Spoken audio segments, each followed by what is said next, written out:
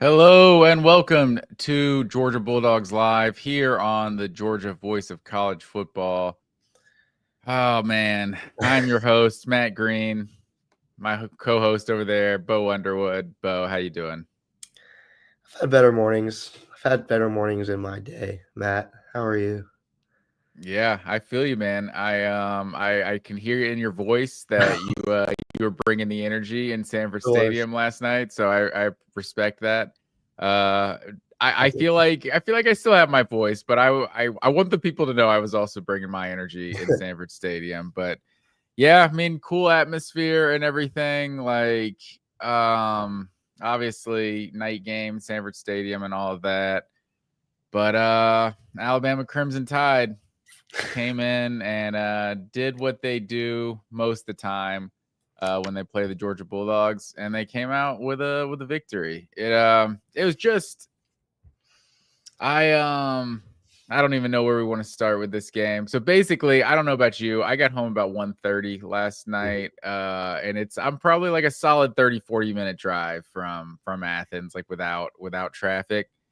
So it was a little late to do our instant reaction last night, but this is instant as we're gonna get for the folks. But I guess where do you want to start with this game?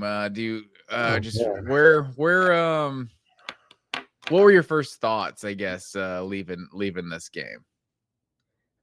I think that if you would have told me before the game that Georgia outrushed Alabama by 110 yards or whatever it was exactly, I would have, yeah, 110 yards.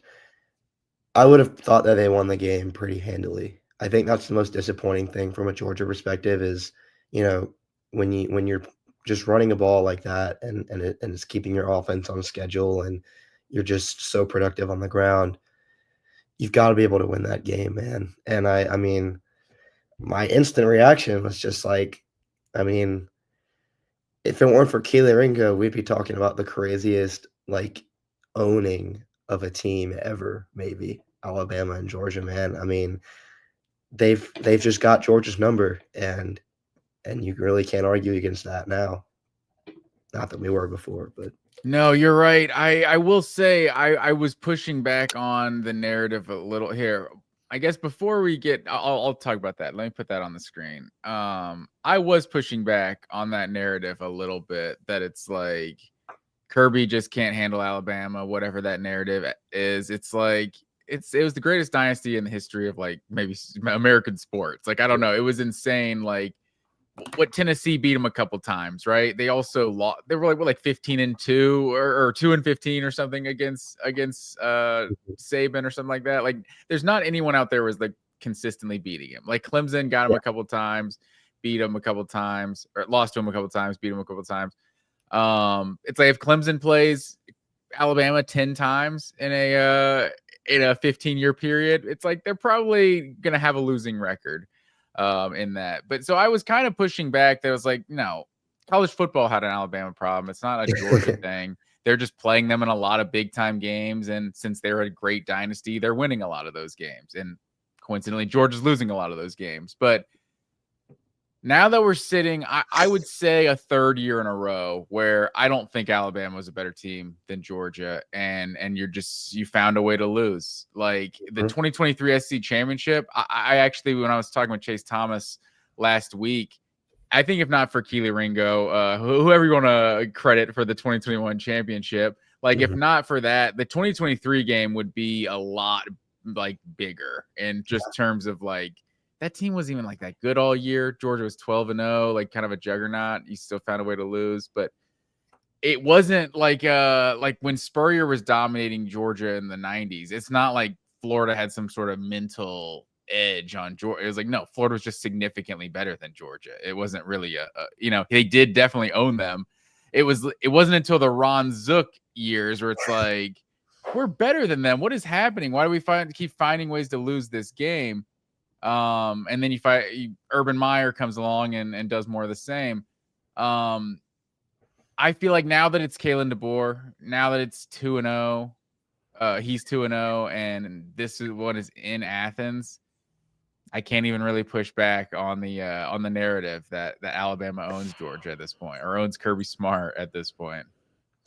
Yeah, and I think Kirby after the game said something like, because he was asked about his record against Alabama, obviously, and he was like, "Well, look at everybody else's record against Alabama. It's not that good either," which is a valid point, but it's like, dang, man. I mean, yeah, you're right. This is probably the third year in a row that Georgia's. I mean, I guess I can't say year by year Georgia had a better team every year because they lost every year, and the best way to Yeah, determine who has a good game is who has a better team is who wins. But I do agree. Like there's no sizable talent disparity on between these two teams. It's just whatever you want to call it, man. Call it a mental edge, call it an Alabama problem, call it whatever. I mean, there's very clearly something going on with this rivalry. I really don't think if you even can call it a rivalry anymore. Like I mean, dude, it's the Tide, and they do what they do against Georgia. I mean, every single year, and you've got to give them yeah. credit, respect it.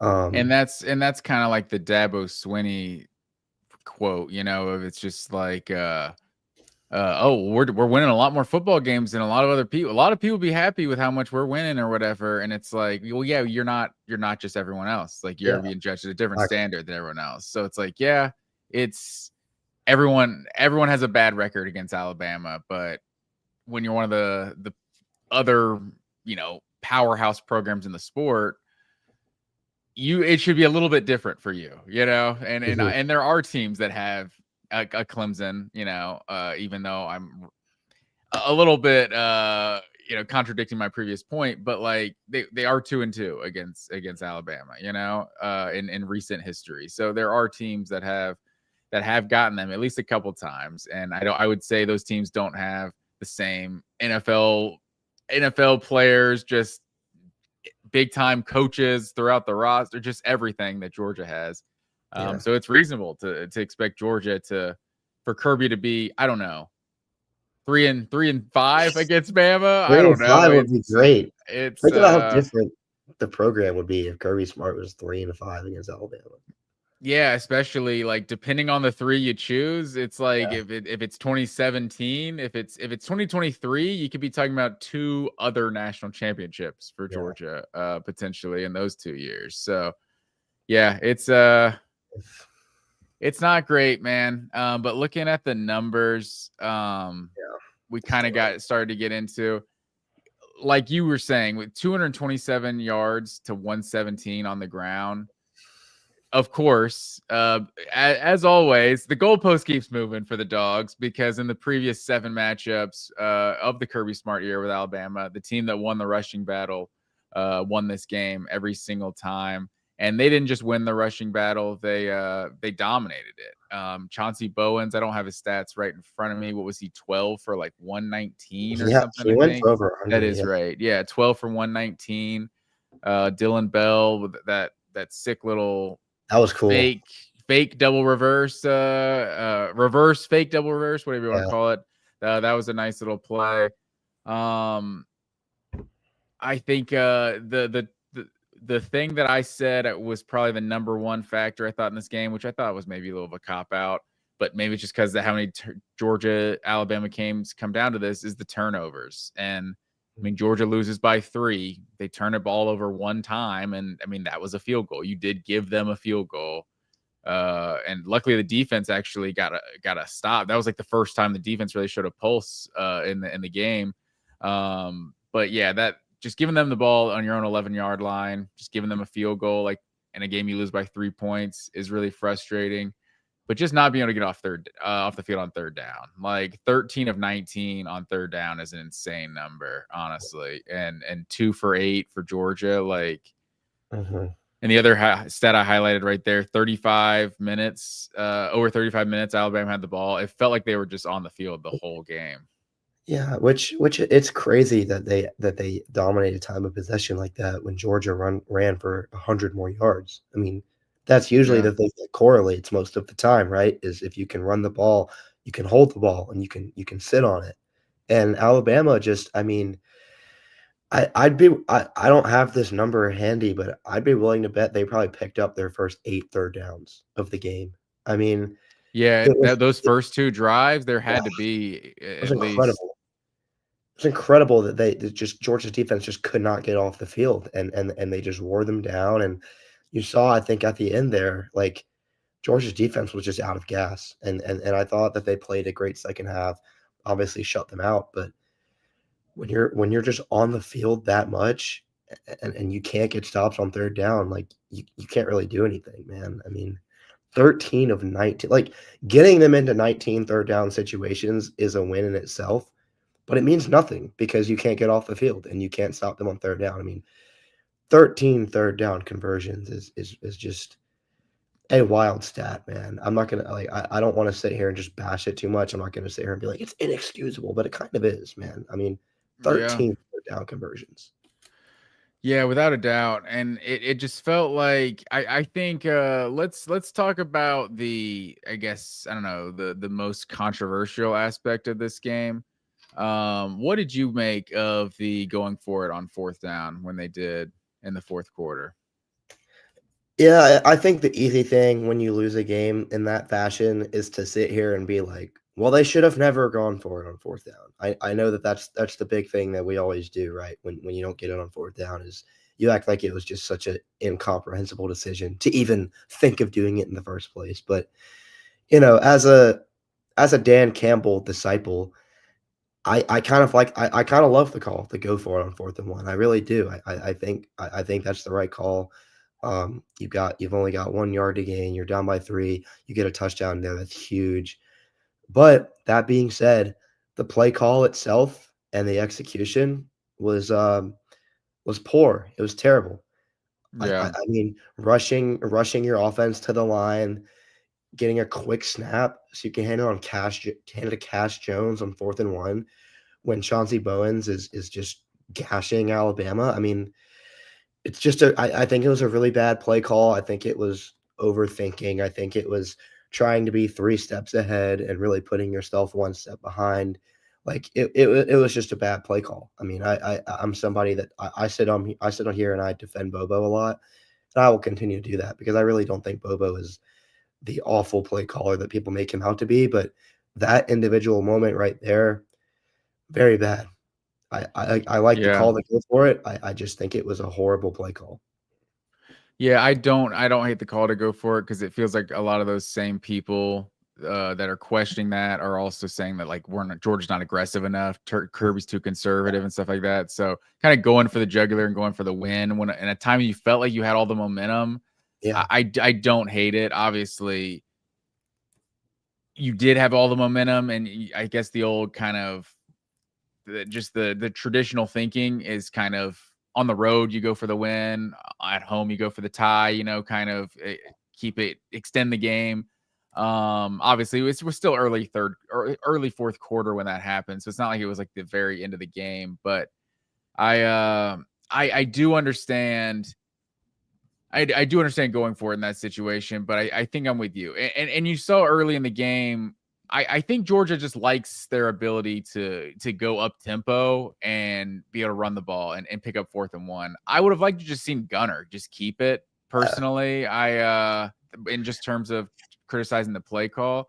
So I do understand just trying to go up tempo. Like the early in the game, they went up tempo and would have scored on that, like on the goal line when they just tried to push it in, but then they reviewed to see if was it McCray or Bowens got in. I think it was McCray. Um, yeah, it's like that was annoying because we went up tempo and just punched in the end zone, and they stopped it because of the review. But they obviously ended up scoring the touchdown there. So I see the logic there, just trying to run something quick, and obviously Cash Jones is your third down back, so he was the one that's already in the game there. But yeah, with how not only how well McCray was running, but like literally just how physical he was running. Like Yeah, that was a grown man touchdown he scored on mhm. that on the goal line. And then, like you said, Chauncey Bowens was just having such a great game. Like I don't know, keep running all the clock down. Like you didn't have to hurry there, and you just pound the rock like you were gashing them on the ground. So you got a little cute there, and that's just I don't know. It's frustrating. Hindsight is definitely 2020. But and maybe that's what a lot of people are taking away is like kind of the biggest second guessing. And this isn't even second guessing.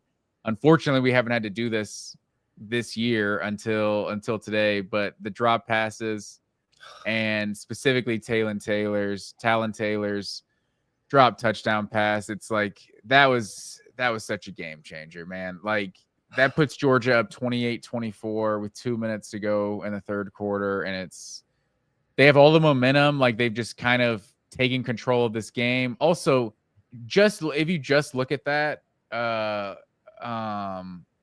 if you just take that play, it's like, and obviously different things are going to happen throughout the game if that play happens. But if you just added that play to Gunnar Stockton's stats, it's like now he's 14 for 20 for 180 yards and 2 touchdowns, no picks, while you're running for over 200 on Bama. Like that's a perfect recipe for beating Alabama. Hit 2 deep shots and you're running the ball all over them. Like even though Alabama was obviously moving the ball more on Georgia in this game, the majority of it was in that first half. So yeah, shut them out in the second half. Yeah, you shut them out in the second half. Like you should not lose a game where you shut the opponent out in the second half. Like it's just I don't know how that happens. Like I mean this should have been if just that Talon Taylor touchdown. Like if nothing else, you just put the pressure on Alabama. Now they have to do something. They can't just run out the clock and try to hope they can 24 points is enough, like they essentially did. Like now they have to make a play. Then who knows? Maybe you get a turnover and something else happens. So it's just I think they said this is the first game since 2019 that Georgia never led for any moment in the game. Wow, that's crazy. Yeah, it's and I assume that's the LSU game, SEC championship. Probably. Although no, actually, did they go up 3-0 in that game? They have. There's no way they led for a single second of that. No, game. I don't know. Because South Carolina was the other game they lost. I don't know if they were never leading in that game either. I don't remember. But yeah, it was. Speaking of drop passes, Tyler Simmons will drop pass in that LSU SEC championship game. Catching a stray here. Sorry, Tyler Simmons. But yeah, man, that Talon Taylor drop just felt like such a backbreaker in this game. And it's just, I guess it wasn't a backbreaker, but it was just, it could have been stepping on Alabama's jugular kind of thing. Like we're taking control of the game. That would have been the second drive of the second half and the second touchdown. And just gashing them for big plays. Like you were making so many big plays in the run game, and then to have the long touchdown to Colby Young and then a potential long touchdown to Talon Taylor. It's like, well, I don't know what else you want other than like what that would have been like 5, 6, like 40-yard plays in this game. Like, I don't know, like Georgia, it was just such a weird game. Like like you said, for Georgia to be controlling the run game, but not really controlling the time of possession. Just very weird. It felt like every single series Alabama had got to third down. And as you can see in the stats, they basically converted it every time. Like every set of downs they got in the third down and they just picked it up. Yeah. I mean, I don't want to sit here and bash the true freshman, Talon Taylor, too much and act like he single-handedly lost them the game or anything, because I know the Alabama fan response to that would be the Williams drop that happened in the first quarter. Ryan Williams dropped a touchdown too. So and they still scored. They still scored on the drive. Yeah, it's like you cannot leave those plays on the table, man. You just can't. I mean, you work all week to put yourself in those situations. You've got to make the catch. You've got to make the play. I mean, I thought it was a pretty good game from Stockton. I thought we saw more of the same, just level-headedness and composure last week in Neyland. I thought that carried over this week as well.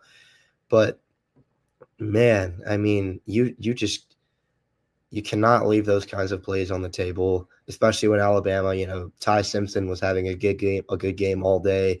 Ty Simpson had his back against the wall on numerous occasions, faced a bunch of third downs, and he picked it up.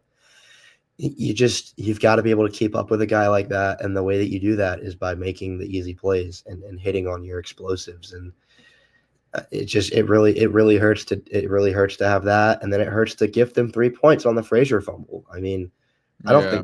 I don't think Frazier came back in the game for a single snap after that. It's like those 2 plays I really think are an even bigger deal than the 4th and 1. I mean, I know the 4th and 1 is what ultimately decided the game, and I'll admit that, but man, I think we're talking completely differently about this game if either the Taylor play or the Frazier fumble goes differently. I think those are the 2 biggest things that I would point to and say that play changed the game.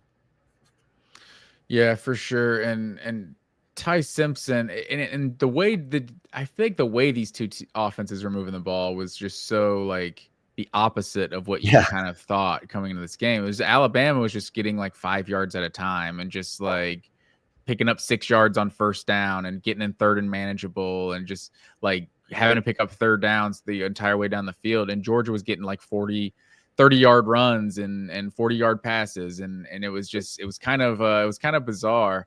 But Ty Simpson, I feel like but Ty Simpson balled. He looked like the best quarterback in the SEC. Which has to start to worry us now. Like, are Joey Aguilar and Ty Simpson the 2 best quarterbacks in the SEC, or is this Georgia defense just not that good? Yeah, I think that's definitely a fair question. I mean, we saw it obviously wasn't the same like insane just losing one-on-ones down the field and allowing 75-yard touchdowns like the Tennessee game. And I also thought that the defense really responded really well in the second half, but the way they came out there to start that game, it's totally worth questioning. Is this defense just a lesser caliber unit than the ones that we've gotten used to in the Kirby Smart era? I would still be willing to bet that there's not that many teams in the country that would rather have their defense than have Georgia's. I still think Georgia's just got an embarrassment of riches from a talent perspective. But yeah, I mean, when you can't get off the field on third downs and you can't get to the quarterback, I think that any defense that has to rely exclusively on blitzes to create pressure is not a very good defense. And I think that's what we saw last night with Georgia was they had no chance of getting home with 4 rushers. They just had no chance. And I think that's the biggest thing that Alabama benefited from offensively was Ty Simpson was chilling in the pocket, man. He could have made a sandwich back there. He could have gone on his phone. He could have gone on Instagram and scrolled through a few reels and then made a pass. I mean, he just had all day to throw. And I think that's the biggest thing is it's just not, I mean, Georgia has really been able to just line up one-on-one and just beat guys with talent. And that's not what happened last night. I mean, Caden Proctor had a monster game. They threw him the ball, which I thought was kind of cool. That screen they ran was pretty dope. But Georgia just You doesn't. like that? I did not enjoy that. I'm a big Penei Sewell guy, so I like when linemen get mobile. But no, man, I think it's totally fair to say that Georgia's front 7 and especially their front 4 is not the same as it's been recent years, and that just has huge ramifications for the whole defense. It always starts up there, you know. Yeah, I think that's true. We just had some difference makers on that defensive line in recent years, and it doesn't feel like we necessarily have those guys. Maybe some of these guys could become that, but I mean, Jordan Hall made a couple plays in this game, but Jalen Carter not walking through that door, man. yeah, I'm afraid he might not ever be. That might be the best that we ever have. Unfortunately, Jalen Carter. At least we got 2 national championships out of him. But yeah, I'm not sure what to think. And you saw Ellis Robinson was the one that gave up what should have been the big touchdown to Ryan Williams, and then you saw DeMello Jones. I would say I think in the second half it felt like Robinson played more than DeMello Jones, but yeah, I was trying. You saw no Daniel Harris in this game, yeah, or at least I didn't. So I thought that was interesting. Yeah, I mean, the cornerback situation just kind of is what it is. I still long term really do believe in Ellis Robinson as a player. I just think he does a lot of good things, but he's got a penchant for giving up these. I mean, that should have been a touchdown. He gave up 2 touchdowns last week. But I just think that goes back to the defensive line to a certain extent. Is like they're putting so much pressure on their cornerbacks to just lock these guys up. And I mean, I don't care how good you are, man. Nobody can cover Ryan Williams and Jeremy Bernard forever if Ty Simpson has all day to throw it. And maybe I'm defending Georgia's defensive backs too much because they really didn't play a great game. I'm not trying to sit here and say that they did, but I just think the lack of pressure is the biggest thing that I took away from Alabama's offense against Georgia's defense in this one. And I think that's why you see the 13 third down conversions. That's why you see them dominate time of possession despite getting outrushed on the ground by as much as they did. Like that's where everything starts, man. And Georgia just doesn't have what they've had in the trenches in this year, like compared to years past. I think that's the biggest thing that we saw last night. Yeah, I think that's fair. I mean, they basically held Ryan Williams in check. Yeah. After what would have been like a 40, 50-yard touchdown on that early that he dropped. But I mean, 5 catches for 41 yards. Like he felt like kind of a non-factor in this game. Maybe it was obviously that's not bad. Five catches for 43 yards, but it felt like every catch Isaiah Horton made was just kind of a backbreaker. It seemed like every catch he had was on third down, and it was just he had 5 for 65 and a touchdown. Like I don't know, and that's probably what speaks to the depth, maybe. And I know I'm not the X's and O's guys here, and I'm sure Dalen Everett wasn't covering Ryan Williams every play. But I think that was kind of our concern of like, yeah, maybe we can take Ryan Williams away, but do we have depth to take away the other guys? And I think it showed that maybe we don't. I mean, Kyron Jones, I thought, he seemed to play 100% of the snaps. So I guess he's solidified that other safety spot. So, I didn't notice any plays that our safeties really made in this game. Like it just seemed like they were just finding the open spots in the defense every single third down just about, and just doing what it needed. And this was what I was kind of worried about. Like as important as the run battle has been in this matchup, I think I literally said that I think there's also a scenario where Ty Simpson just has to throw the ball 45 times and that's enough to beat us. And that's exactly what he did. 24 for 38. 276, 2 touchdowns, no picks. Also had the rushing touchdown. Picked up the third down with his legs at one point. Like, yeah, we just got zero pressure on Ty Simpson. And that's, I think, the biggest concern, I would say, of this whole game coming out of this is that, yeah, as big of a story I feel like it is, it's kind of the secondary getting lit up. I feel like just not having any sort of a pass rush. That's, I think, the most concerning thing to take away from this game. Yeah, 100%. I mean, we were saying that earlier in the week leading up to the game that if Georgia can force Alabama to live in third down and live in drop back passing situations and pin their ears back and rush the passer, we feel pretty good about it. Well, that's what they did. I mean, Alabama had 19 third downs and they converted damn near all of them. I mean, that's the thing is like they were getting them in the situations that you'd have to assume they would want them to be in, and just couldn't get off the field. And that is a pressure thing.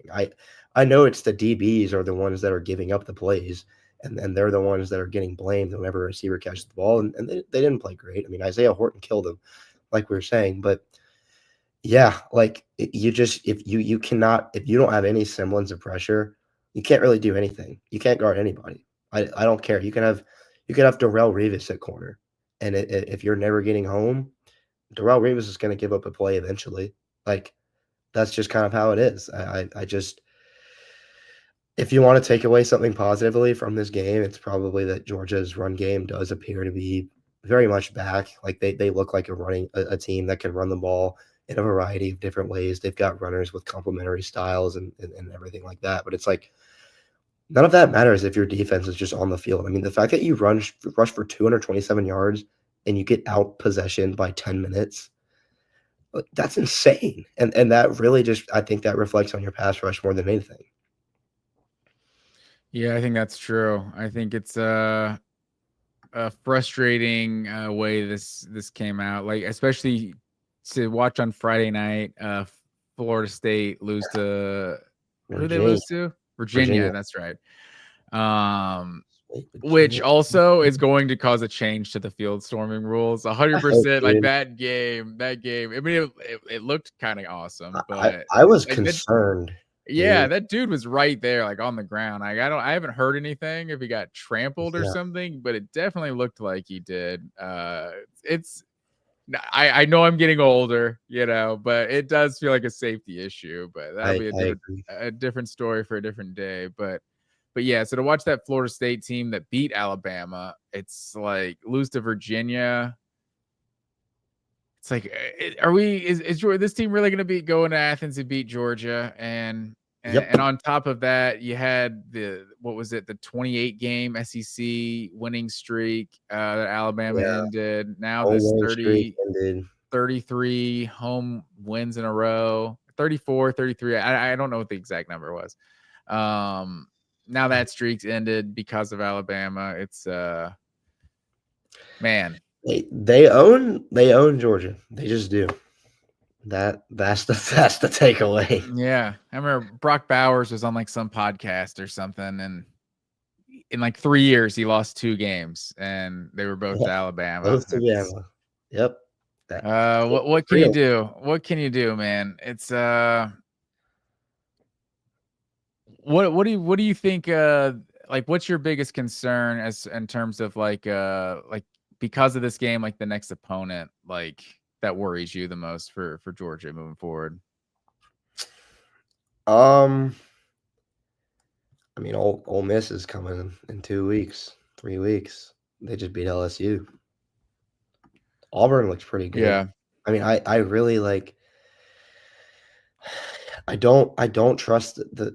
I know I sound like a broken record. I've just gone on here for 30 minutes and just like complained about the pass rush, but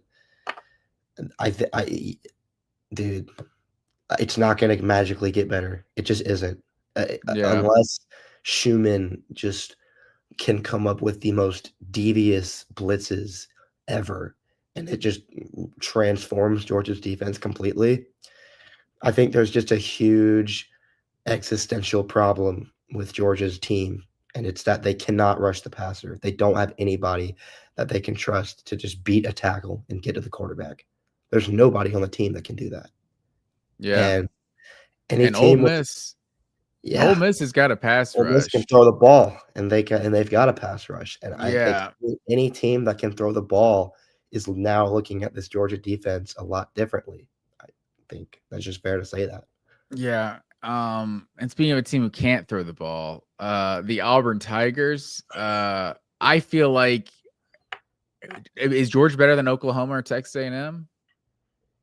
Like, I don't know that Georgia's better than both probably those on the teams. same level. I think Georgia's still a good team, but yeah, and if you see how Auburn's played those two teams the last couple weeks, Auburn's getting Georgia at home. So Auburn is good.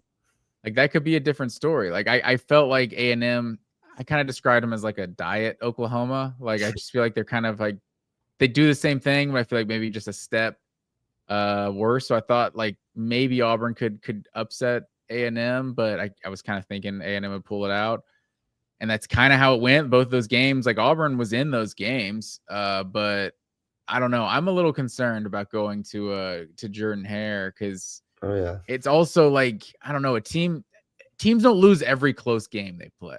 It's like at some point you break through and win one of those, and it's like more likely going to be the one that's at home also. So yeah, I mean you're looking at. I mean those are the next 3 weeks, right? It's Kentucky, Auburn, and Ole Miss. So. And then is it the bye week and then the cocktail party? So, yeah. And then we're not even talking about the preseason #1 team in the country, Texas, coming to Athens. So maybe we can hope that Georgia just has a mental thing about Alabama and they actually are one of the top 5 teams in the country. They just can't beat Alabama. But yeah, we saw it all happen to Ole Miss on the road a year ago. So I'm still worried about that myself, but I don't know. Anything else anything else you want to add before we get out of here on our instant-ish reaction? Nate Frazier, please learn how to hold on the ball. Yeah, I'm with you, man. I think He's Nate just so Frazier. good. Like, I he's think so Nate good. Frazier Just hold the ball. he's got a lot of ability for sure, but you can't get on the field unless you're Adrian Peterson. No one's gonna put up with the And fumbles. that's literally because Adrian Peterson is the GOAT. Basically, yeah. Thomas T-Bone chiming in. Go Dogs. Always. I appreciate it, Thomas. Tuning in. Yeah, man. It was it's easy to regret going to one of those games after a loss, but you got to risk it to get the biscuit, Yeah. I think, as they say. And it was an experience in Athens, Georgia last night. I really wish the Dogs could have pulled that one out, man. I don't regret any of my actions. I just wish Georgia won. It was a fun As game. I'm walking out there, it's like, man, it's unfortunate how much I dropped on this ticket, but this is where we're at. Yeah. That feeling of it's like, dang, I spent so much time looking forward to this weekend and this game, and now it's just over and Georgia lost. It's a real feeling. I definitely woke up with a very just low feeling today, but we'll be all right, man. Yeah, so my wife basically created a Georgia fan. And 2015 was her first season that she was a fan, and we start 4-0 or something. Grayson Lambert had that game over South Carolina and everything. And I was explaining it to her. It was because that Alabama game was so big that year. And it was it's like a kid on Christmas or whatever. I was like, this is analogy was this is like a kid on Christmas, but there's a chance you might just get kicked in the nuts and you might not get any presents at all. I was like, it's like we hadn't lost. She had experienced a loss to that point. And then, man, that was one of the more nut kicking losses for sure. That 2015 Bama game, but here we are 10 years later. Georgia's a lot better, and Bama's clearly not the same that they once were, and they still same result, still find a way to beat Georgia. But folks, we'll be back. This team, I would say the last year's performance, I don't know. Was last year's performance, I guess, because it was in Bryant-Denny, it was almost more encouraging that they were getting blown out and then they came back and took the lead or whatever. This one's a little more discouraging at home. Yeah, this was definitely just a more normal game all around. So I feel like you would have to approach it entirely differently. I don't even know what's more encouraging at this point. I don't know. I just don't. They're very different games. Yeah, the encouraging part is that our boogeyman, the Alabama Crimson Tide, is not one of the next 8 games on Georgia's schedule. So maybe they get back, maybe they run the table and they meet again in Atlanta or in the college football playoff. Who knows? But I will say, I think you're obviously a college football playoff anti-expansionist. Whatever you want to call it. The feeling walking out of this stadium didn't feel that different than a 14 playoff era loss. Yeah, it was definitely discouraging. It just sucks to lose to them, man. I mean, you're gonna have another year of hearing about how Alabama owns you, and they're gonna be right. Yeah, losing to them is just different from losing to everybody else because of the narrative. It's like, I guess that's true. Dang it, it's not even I guess, no one there. That's a good point, because not one person there was like, season's over. Yeah. And that could be the talk if you lose that game, 5 years ago. But it's just why can't we beat this team? Why is it this team that just does it to us every time? DeBoer, man. DeBoer bought himself another 5 years in Tuscaloosa. He's 2-0 against the Dogs. Nothing else matters. I don't know. I don't know. That's my hubris as a Georgia fan. I take that back. But Alabama. DeBoer called a great game. Yeah, Alabama fans will turn on him real quick if he loses another game. So I can't trust that. But yeah. All right, man. Well, that's all I got for our reaction to the 24-21 loss to the Crimson Tide. We'll be back on Monday to do our live show and talk about the Kentucky Wildcats and everything. So until next time, go Dogs. Go Dogs. College football is even more exciting when you've got some action on the line, and the games are even better when you're cashing in. And the Voice of College Football is the place to be to get the greatest value. Start with my picks. 75% against the money line, 58% against the spread, and I've got a 40-plus year track record. 11-0 in the college football playoff for me last year against the money line, 8-3 against the spread.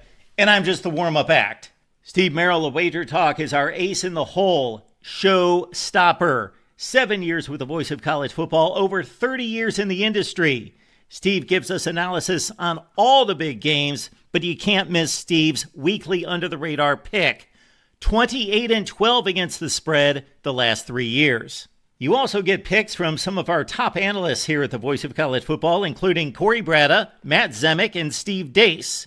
Check out those numbers. Become a YouTube or Patreon member for just $99 per month. Go to the main channel on YouTube, click join, and then select the betting tier. Do the same thing on Patreon. Make 2025 a winner now.